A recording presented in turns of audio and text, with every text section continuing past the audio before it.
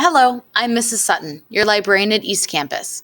In this video, you're going to learn how to access Lake Park's databases from both on and off campus. Accessing Lake Park's research databases starts with the internet, because after all, databases are just access-controlled areas of the internet. Each school and public library has access to different databases, depending on the needs of their researchers. To access Lake Park's databases, begin by opening a new tab in your Chrome browser. Then go to www.lancerlibrary.org.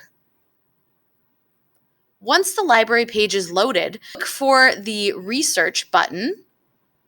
You will see that at Lake Park, we have access to over 25 different databases for your use.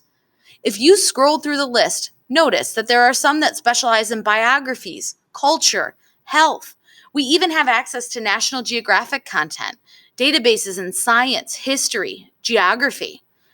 In addition to the alphabetical listing, you'll notice that you can also sort the databases by subject and by provider. Once you've learned how to access these databases, we recommend that you go ahead and use them anytime you would like for school projects or for your own research.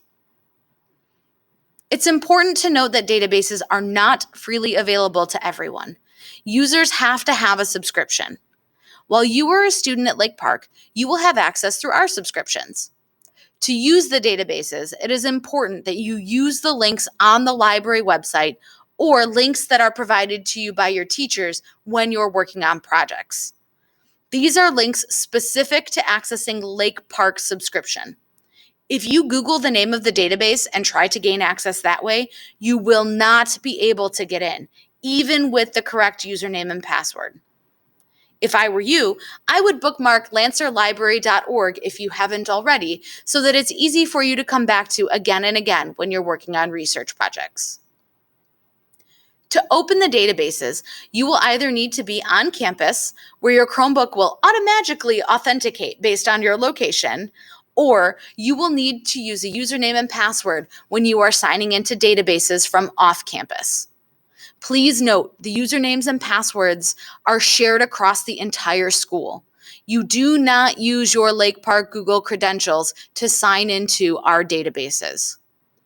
Just be sure to cross-reference the name of the database or newspaper you are trying to access with the title listed on the library's website so that you select the correct username and password.